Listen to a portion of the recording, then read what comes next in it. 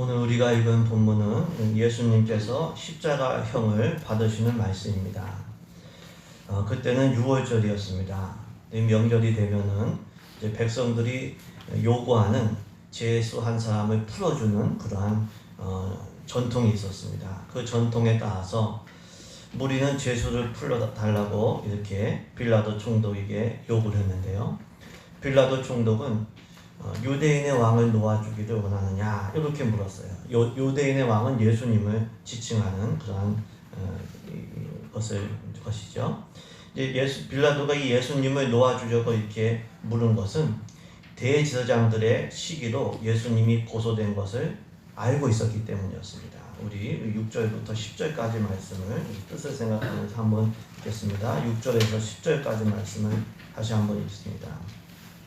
명절이 되면 백성들이 요구하는 대로 죄수 한 사람을 놓아주는 전례가 있더니 밀란을 꾸미고 그 밀란 중에 살인하고 체포된 자 중에 바라바라 하는 자가 있는지라.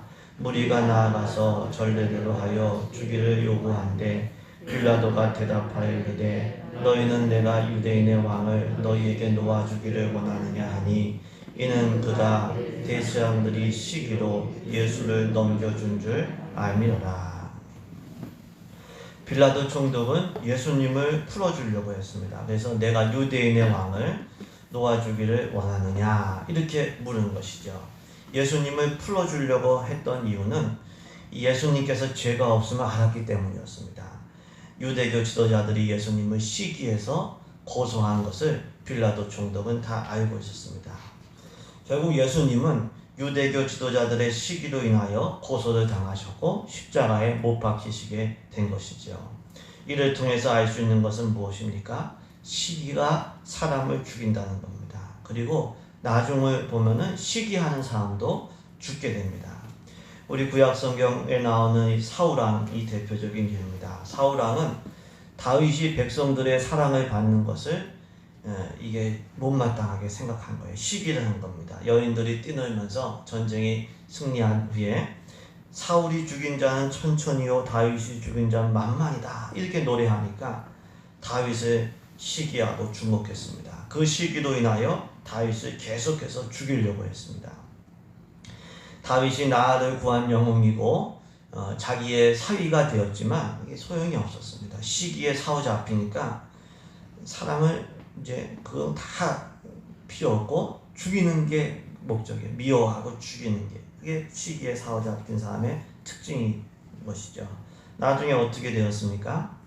하나님의 보호로 다윗은 살게 되고 오히려 사울왕이 죽게 된 겁니다. 시기는 마귀가 사람을 파멸로 몰고 갈 때 사용하는 도구와도 같은 것이죠. 그렇기 때문에 우리는 시기에 사로잡히면 안 됩니다.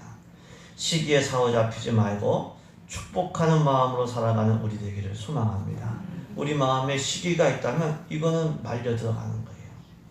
다른 사람과 마음을 맞추고 감정을 맞추고 다른 사람이 잘 될 때 그러면 너 같이 좋아하고 이게 가족이고 이게 하늘 가족이고 복된 마음이죠. 로마서 12장 14절에 너희를 박해하는 자를 축복하라 축복하고 저주하지 말라. 즐거워하는 자들과 함께 즐거워하고 우는 자들과 함께 울라. 축복하는 마음이 이게 하나님께서 기뻐하시는 마음이에요. 함께하는 마음, 함께 즐거워하고 함께 우는 마음, 이게 하나님께서 기뻐하시는 마음이죠. 축복하는 마음이 우리 가운데 넘치기를 소망합니다. 그렇게 되려면은 비교의식과 우리가 욕심을 버려야 시기에 사로잡히지 않게 됩니다. 왜 시기하게 될까요? 자꾸 자신과 다른 사람을 비교하기 때문에 그렇죠. 우리가 다 달라요. 우리가 다릅니다. 그래서 자신과 다른 사람을 비교할 필요가 없습니다. 하나님 앞에서 우리 각자가 가야 될 길을 가면 되는 거예요. 마태복음 25장 달란트 비유를 보시면은 각자 받은 달란트가 다 달라요.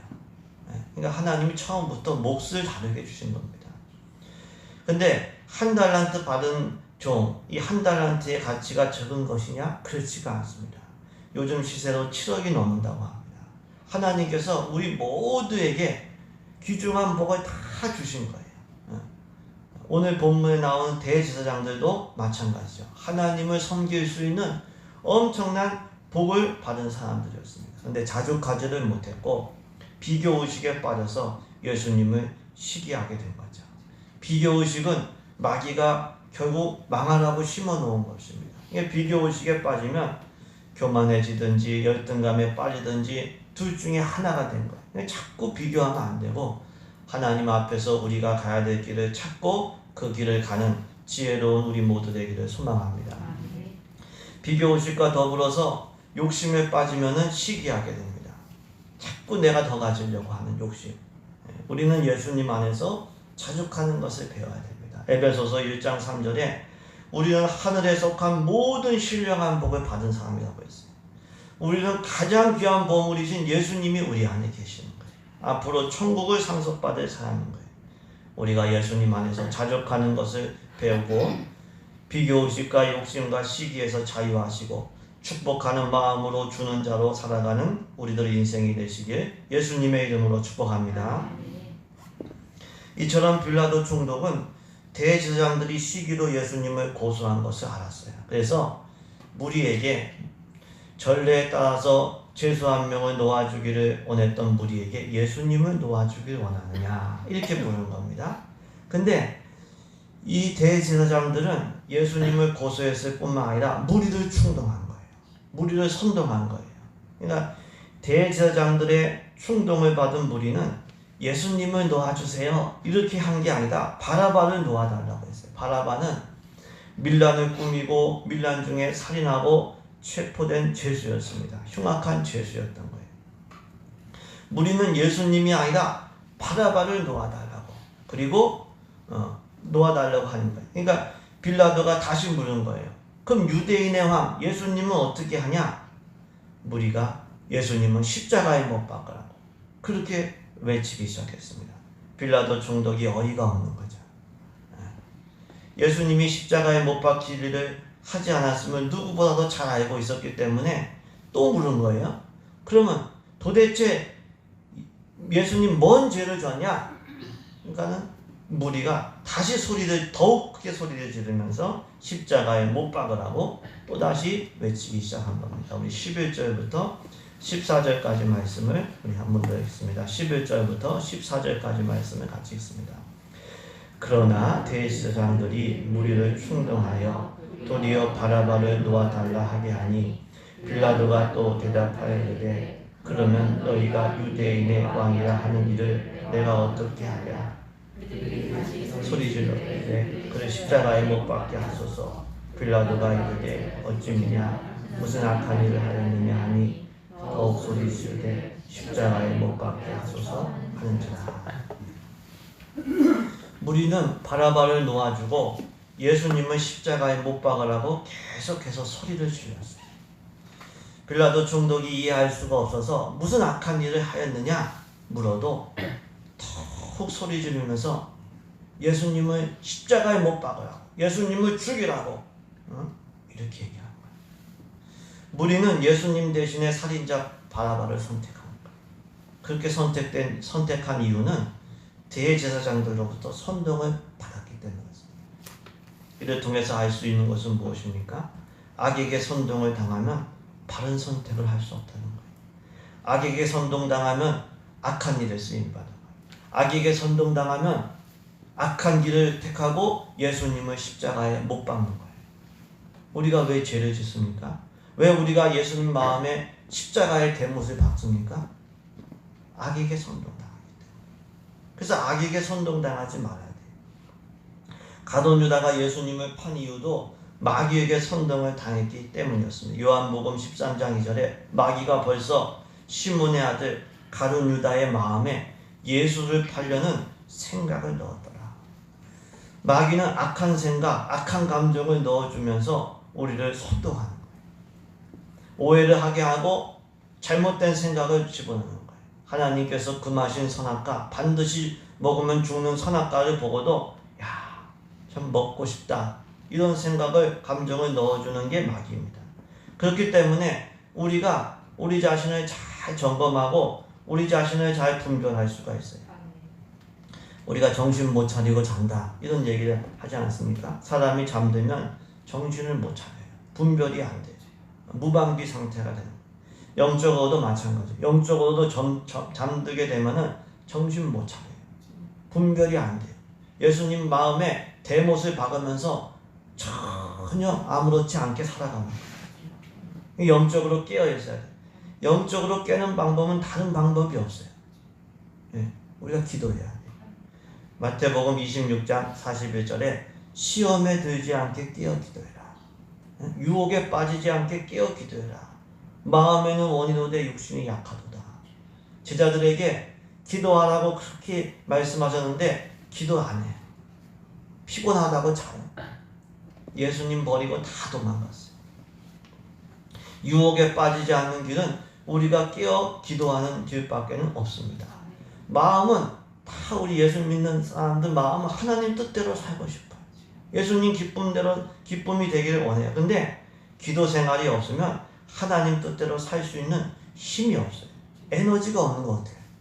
그렇게 살 수가 없기 때문에. 그래서 시간을 정해놓고 강제적으로도 의무적으로도 기도를 해야 돼요. 마귀가 바쁘게 하고 여러 가지 장애물을 놓고 여러 가지 이유를 대지만 다 그거를 극복하고 기도의 자리로 나아가야 돼요. 우리가 영적으로 깨어 기도하면서 분별하는 우리 되기를 소망합니다. 악에게 선동당하지 않는 우리 되기를 소망합니다. 이게 선동당하면 내가 지금 선동당하는지도 몰라요. 지금. 내가 지금 어디로 가는지도 몰라요. 또 우리는 악과 더불어 숫자에 의해서도 선동되지를 말아야 돼요. 무리가 예수님을 십자가에 못 박으라고 했어요. 참 예수님 보고 며칠 전에 호산나 구원하소서 이렇게 외쳤던 무리였는데 선동을 받으니까 십자가에 무슨 악한 일을 했냐? 빌라도가 이방인 총독이 그렇게 물어도 십자가에 못 박으라고 더욱 소리질러 외친 거죠. 그 상황만 보면 사람의 숫자로나 목소리의 크기도 보면 예수님은 바라보다 더 악한 죄인인 거예요. 그러니까 우리가 숫자나 크기가 항상 옳은 것은 아님을 분별을 해야 돼요. 사람들이 다 그렇게 하는데 나도 좀 그렇게 하면 안 되냐고. 그럼 잘못 선택하는 거예요. 죄악뿐만 아니라 내가 숫자나 크기에도 선동되지 않는 우리가 돼야 됩니다. 우리는 악에게 숫자에게 선동되지 말고 성령의 감동을 받아야 돼요. 악에게 선동을 받으면 악한 일에 쓰임 받아요. 예수님 마음에 대못을 박아요. 근데 성령의 감동 감화를 받으면 하나님께 쓰임 받는 거예요. 성령의 감동을 받고 은혜 받는 자리가 그래서 귀한 겁니다. 예배하는 자리, 기도하는 자리, 말씀 묵상하는 자리가 귀하고 귀한 거예요. 그래야 성령의 감동을 받기 때문에. 야곱의 쌍둥이 형인 에서가 장자의 명분을 가볍게 여겼다고 했어요. 식사 한 그릇에 장자의 명분을 가볍게 여겼어요. 장자의 복을 못 받았어요. 예배하고 기도하고 말씀 묵상하는 그 특권을 소홀히 여기면 그 복을 잃어버리게 되는 거예요. 밥 한 끼하고 장자의 명분하고 막아버렸어요. 예? 여러분 예배하는 게 중요하여 밥 먹는 게 중요해요. 예? 똑바로 선택해야 돼요. 예수님 40일 금식 기도하시고 사람이 떡으로만 사는 게 아니라 하나님 말씀으로 산다고 했어요. 출애굽 이스라엘 광야에서 먹을 게 없으니까 하나님 만나라도 먹여주시는 거예요. 메추라기라도 먹여주시는 거예요. 하나님 굶어 죽지 않게 하세요. 예? 물론 직장 다 팽개치라는 소리가 아닙니다. 예. 가나안 땅에 들어갔을 때 농사 지을 때는 만나의 은혜가 끊겼어요. 예. 우리가 직장생활 충실해야 되고 이단이 아니잖아요. 우리가 하나님 주신 일터에서 가정에서 열심히 살아야 되죠. 성실하게 살아야 되죠.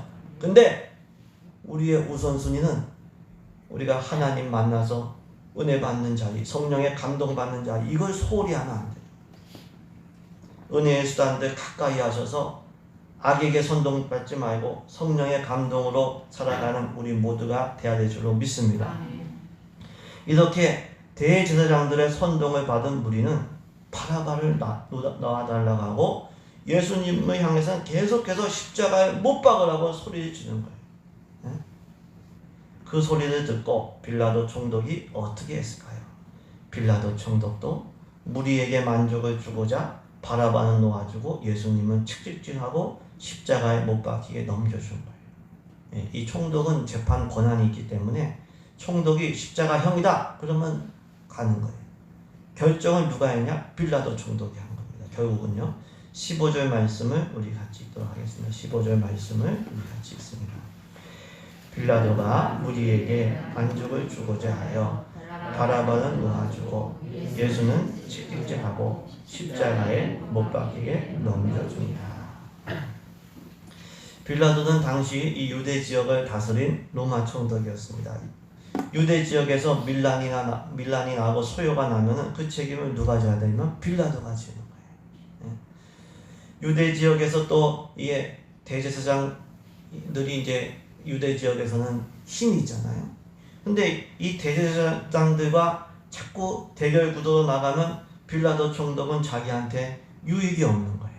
그러니까 대제사장들이 나쁜 마음으로 시기로 예수님을 넘겨준 걸 알았지만 또 그 지역에 자꾸 사람들이 밀란이 나고 소요가 나면 자기한테 안 좋은 걸 알기 때문에 무리의 요구대로 바라바를 놓아주고 예수님에게는 십자가형을 선고했습니다.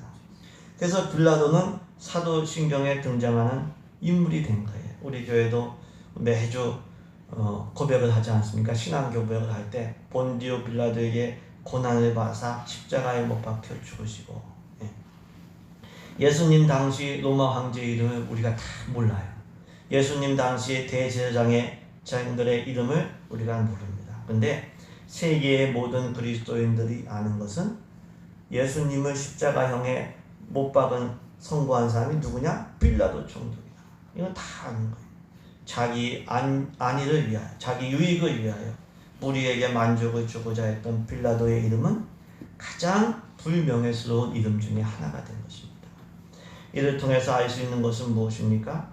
사람들에게 만족을 주므로 자기의 안위와 유익을 도모하면 결국 가장 불명예스러운 사람이 된다. 사람들에게 만족을 주려고 하면 하나님과 원수가 돼요. 악에게 선동받은 이 사람들에게 만족을 주려고 하면 하나님과 반대편에 서게 되는 거예요. 그렇기 때문에 사람들에게 만족 주려고 하지 말고 하나님의 기쁨이 우리가 되는 거예요.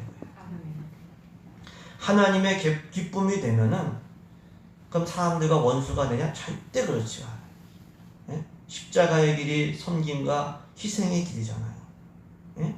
섬김과 희생의 길을 걷는 사람이 다른 사람들한테 피해를 주나요? 절대 피해 안 줍니다. 가장 온전한 방법으로 사람들에게 섬기고 희생하고 만족을 주게 되는 거죠. 근데 순서가 바뀌어가지고 하나님의 기쁨을 생각하지 않고 사람들에게 만족을 주려고 하면 가장 불명예스러운 사람이 되는 겁니다. 하나님 없이, 하나님은 제쳐놓고 사람들에게 만족을 주려고 하면 하나님께 충성할 수가 없어요. 하나님께 충성할 수가 없어요. 우리는 하나님께 충성하는 그러한 하나님의 종들 되기를 소망합니다. 나중에 누가 심판하세요? 하나님이 심판하시는데 너 사람 눈치만 봤지 나한테 충성한 적 있어? 그러면 인정 못 받는 거예요. 그러면. 우리가 전도하는 것도요. 전도하면 사람들이 나 어떻게 생각할까? 이런 생각이 들기 시작하면 전도를 못합니다. 그래서 우선순위를 하나님께 둬야 됩니다. 근데 이 빌라도 총독이 무리에게 만족을 주려고 했던 이유는 뭐냐면 정치인으로서 거기 자기 안위가 있기 때문에, 유익이 있었기 때문인 거죠. 그러니까 빌라도 총독은 재판관으로 옳고 그름에 따라서 재판을 해야 되는데 자기 이해관계에 따라서 재판을 한 거예요. 예수님의 무죄를 알았고 근데 자기한테 손해가 될 것 같아요. 그러니까 대제사장들 편에 서게 된 거죠. 가장 불명예스러운 이름이 되었습니다. 우리가 자기의 안전과 사람들의 분위기가 아니라 진리를 따를 때 그러면 안전도 따라오고 명예도 따라오게 되는 거예요. 하나님을 먼저 선택할 때 복이 따라오게 되는 거예요. 그 과정은 비록 힘들어도 돼요. 민수기 22장에 발람이라는 선지자가 나오는데 하나님과 교통하는 선지자였어요. 근데 모압 왕이 제안한 부귀영화를 미혹을 받게 된 거예요. 그 마음이 자꾸 그쪽으로 가는데 그걸 끊어야 되는데 거기 따라가다 싶고 결국 하나님과 반대편에 서게 되고 그리고 심판을 받게 된 겁니다. 우리는 부귀영화가 아니다. 나의 안전이 아니다. 하나님을 따라가야 돼. 하나님 안에 부귀영화의 복도 있습니다. 하나님 밖에 있는 부귀영화의 복은 우리에게 복이 안 돼요. 그거 위험한 거예요. 하나님 안에 천국도 있고 행복도 있고 견고한 인생도 있고 가장 안전한 부귀영화의 복도 있는 거죠. 우리 악에게 선동당하지 말고 또 악에게 선동당한 사람들에게 만족을 주려고 하지 말고 하나님을 위해 살아가는 우리 모두 되기를 주님의 이름으로 축복합니다. 아멘. 이렇게 빌라도 총독은 자기 안위를 위해서 무리에게 만족을 주려고 이제 바라바를 놓아주고 이제 예수님을 책짓질하고 십자가형에 못 박히게 넘겨주게 되었습니다. 결국 예수님은 죄가 있으셔서 십자가형을 받으신 게 아니었죠. 대제사장들의 시기로 인하여 악에게 선동된 무리의 어리석음으로 인하여 빌라도 총독의 이 악함으로 인하여 십자가형을 받으셨습니다. 더 나아가서 이사야 선지자는 우리의 죄로 인하여 예수님께서 십자가형을 받으셨음을 말씀해주고 있습니다. 이사야 53장 5절부터를 보시면 그가 찔림은 우리의 허물 때문이요. 네, 그리고 말씀 있죠. 주보 한번 말씀을 같이 읽습니다. 주보에 말씀이 없군요. 네. 이게 좀 스크린에 좀 이렇게 말씀도 띄워지고 이러면 좋은데 좀 기도 좀 해주세요. 우리 빔 프로젝트를 좋은 거 샀는데 띄워줄 사람이 없어가지고 지금 이렇게 불편한 가운데 예배를 드리고 있습니다. 그가 찔림은 우리의 허물 때문이고 예수님의 상함은 우리의 죄악 때문이다. 그가 징계를 받음으로 우리가 평화를 누리고 그가 채찍에 맞음으로 우리가 나음을 받았도다. 우리는 다 양 같아서 그릇 행하여 각기 제 길로 갔거늘 여호와께서 우리 모두의 죄악을 예수님에게 담당시키셨다. 그러니까 예수님은 대제사장과 악에게 선동당한 무리들과 빌라도의 죄뿐만 아니라 우리의 허물과 죄 때문에 십자가에서 죽임을 당하신 겁니다. 또한 이렇게 예수님께서 십자가형을 받으심으로 바라바는 살게 되었어요. 바라바는 밀란을 일으킨 살인자였습니다. 언제 죽을지 몰라요. 바라바는. 이 사람은 언제. 근데 예수님께서 십자가형을 받으심으로 어부지로 공짜로 은혜로 바라바는 살게 되었어요. 근데 바라바뿐만 아니라 예수님께서 십자가에서 죽으심으로 우리도 살게 된 거예요. 예수님이 징계를 받음으로 우리가 하나님과 평화를 누리게 되었고 예수님이 채찍에 맞음으로 우리가 나음을 입게 된 거예요. 이를 통해서 알 수 있는 것은 무엇입니까? 예수님은 우리 죄악으로 인해서 십자가형을 받으셨고 우리는 예수님의 십자가 은혜로 죄와 지옥으로부터 노임을 받게 된 거예요.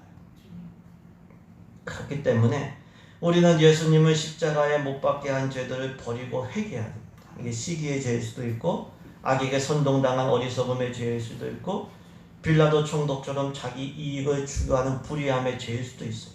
근데 그 어떤 죄든지 그 죄로 인하여 예수님께서 십자가형을 받으셨기 때문에 죄를 버려야 돼요. 죄를 버리지 않으면 예수님을 가까이 할 수 없는 것은 물론이고 예수님을 다시 십자가에 못 박는 거예요. 죄를 버리지 않으면 내가 하나님의 부흥과 복을 못 누리는 것은 물론이고 예수님 마음을 아프게 하는 거예요. 날마다 더욱더 죄를 버리는 우리 되기를 소망합니다. 더 나아가서 우리는 우리 자신이 아니라 예수님을 위하여 살아가야 됩니다. 바라바는 어떤 마음이었을까? 예수님이 십자가형을 받고 자기는 노임을 받게 된 거예요. 네? 안 죽게 돼서 감사했겠죠. 양심 있는 사람이면 미안했겠죠. 하나님의 은혜를 깨달은 사람이면 예수님을 위하여 살아가겠죠. 우리가 그래야 돼요.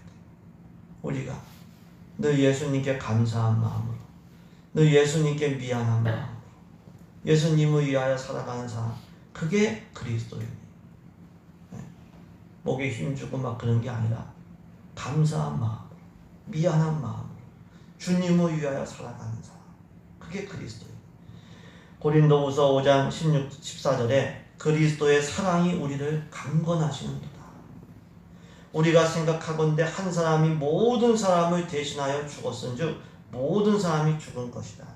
그가 예수님이 모든 사람을 대신하여 죽으심은 살아있는 자들로 하여금 다시는 그들 자신을 위하여 살지 않고 오직 그들을 대신하여 죽었다가 다시 살아난 이를 위하여 예수님을 위하여 살게 하려 함이다. 이렇게 말씀하고 있습니다. 바울은 그리스도의 사랑의 강건함을 받으면서 살았어요. 자기를 위하여 십자가에서 죽으시고 부활하신 그 예수님의 그 사랑에 대한 감격 속에서 바울이 살았어요. 그 사랑의 감격 속에서 감격이 그에게 살아있었기 때문에 비방자요, 박해자요, 폭행자였던 이 사울이 전도자 바울이 된 것이죠.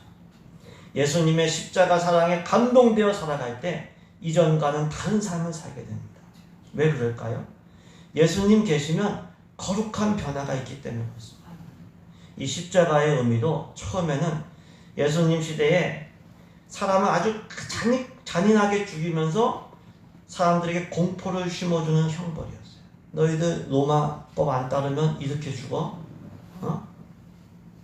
좋게 말할 때 십자가에 달린 사람 보고 바르게 따라와? 이렇게 공포를 주는 아주 잔인한 형벌이었어요. 근데 예수님께서 거기에서 죽으심으로 하나님의 사랑을 확증해주는 표시로 변화가 된 거예요. 예수님이 계시면 의미가 바뀌어요. 예수님이 계시면 물이 포도주가 돼요. 예수님의 사랑에 감동되어 살아가면 무익한 종 오네시모가 유익한 종 오네시모가 되는 거예요. 예수님의 사랑에 감동을 받으면 부정한 사람이 정결한 사람이 되는 거예요. 복덩어리가 되는 거예요. 예수님이 함께 계시면 약하고 눈먼 사람이 부유하고 보는 사람이 되는 거예요.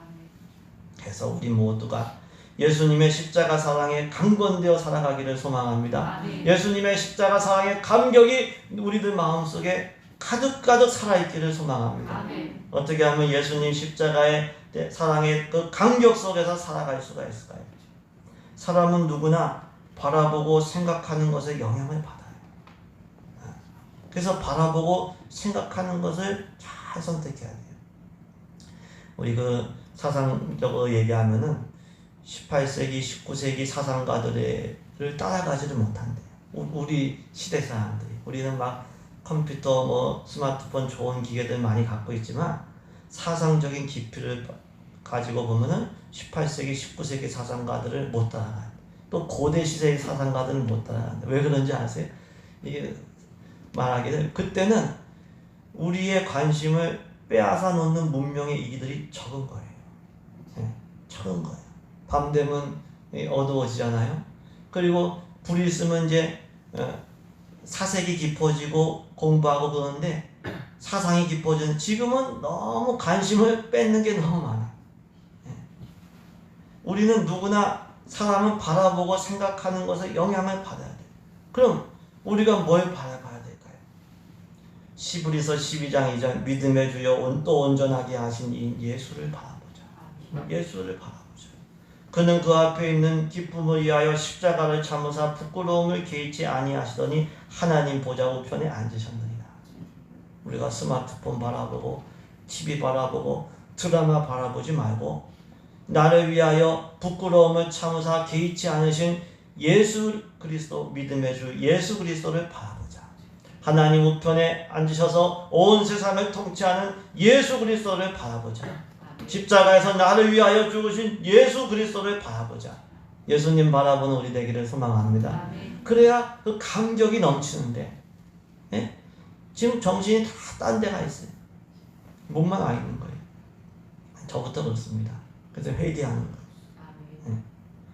누가복음 22장 19절에 예수님께서 성만찬을 제정하시면서 떡을 가져 감사기도 하시고 떼어 그들에게 주시며 이르시되 이것은 너희를 위하여 주는 내 몸이다. 예수님께서 성만찬을 통해서 십자가를 설명해 주시는 거예요. 이것은 너희를 위하여 주는 내 몸이다. 이를 행하여 이 성만찬을 행하여 나를 기념해라. 내가 너희를 위하여 몸을 주고 피를 준 것을 기념해라. 나를 위하여 십자가에 달리신 예수님을 바라보고 기념할 때 십자가의 사랑에 강건되어 살아가는 줄로 믿습니다. 바울처럼 살아가는 거예요. 그 사랑에 감격돼서. 이번 주가 우리 고난주간인데 우리 물론 고난주간만 십자가의 예수님을 바라보고 기념하는 건 아니죠. 근데 이번 주간은 더욱더 예수님을 바라보고 더욱더 기념하는 것을 훈련해야 될 줄로 믿습니다. 십자가에 달리신 주님, 나를 위해서 나 대신에 십자가의 형을 받으신 예수님, 주님을 바라보면서 십자가의 사랑의 감격 속에 살아가는 우리 모두 되기를 주님의 이름으로 축복합니다.